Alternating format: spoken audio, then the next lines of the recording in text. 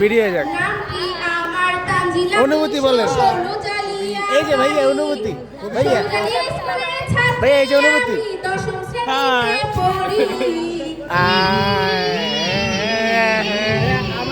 অনুভূতি অনুভূতি বলো।